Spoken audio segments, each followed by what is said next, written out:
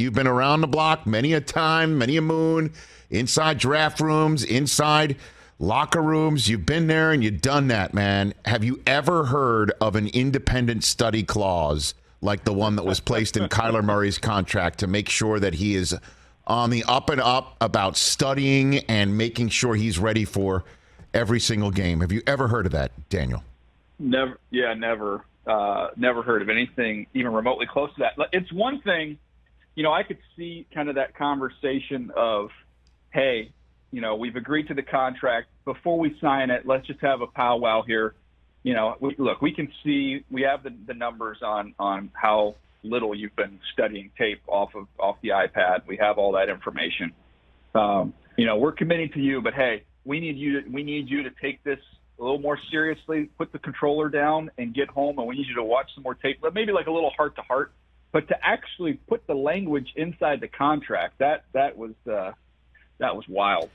Because what does that mean? What does that indicate? I was talking at the top of the show about it, Daniel, and because it indicates that what you said, the normal just going face-to-face, coach to player, management to player, and saying you've got to do more, they needed to actually codify it in black and white, and in something that is absolutely not enforceable, or you can't babysit to make sure he doesn't have second screen time like we do, Susie and I, with our children. So what does it indicate to you, Daniel, that this was put in black and white? Well, the other side of it, and I'm sure, as you get older, you're around people, Rich, that that look incredible, and then you hang around them and they eat, just candy and crap all day long, and you're like, holy cow, you look this good while you're eating all of that? Like, what other level do you have to go to if you actually, took your nutrition seriously? Like, that's the other side of this thing I don't know anybody's talking about. Kyler Murray is a really good player. I mean, he's everybody would say he's a top 15 quarterback. You can go, anywhere from, probably 10 to 15 right now, I would say, in the league. He's doing that with zero study. Like, this guy's got a whole nother level if he grows into that and matures into that.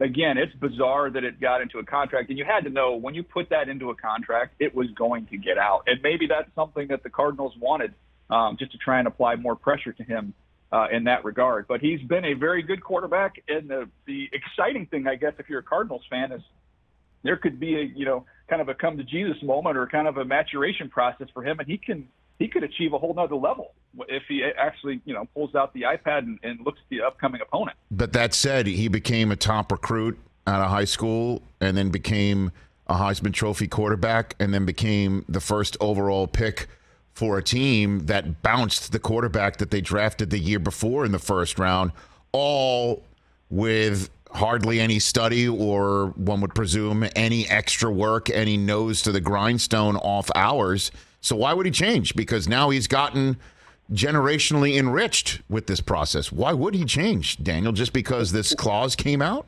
I think, you talked about the individual success, Rich, but I would say the reason why you can be hopeful that there's going to be a change is because along with that individual success came, I believe, 3 state championships in high school, a very successful time there at Oklahoma. He hasn't won big, especially when he's gotten the bigger stages in big games later in the year. He hasn't won. So, that might be, okay, I secured the bag, I got the money based off of the way I've previously, worked. But if I want team success, if I want to kind of go good to great and take this group to the next level and start thinking about legacy at such a young age, but you've got to win big, and he's not ever going to be a championship caliber quarterback at the highest level, at this level of the NFL, without putting in some study time. Well, and to bounce off what I also said at the top of the show with you here before we move on to another subject matter, Daniel Jeremiah, is what are the Cardinals supposed to do? Just let him go? And then the whole country wonders why they would just let him go. And the answer is, well, he didn't study. While he runs, no, seriously, while he runs and throws like crazy for another team.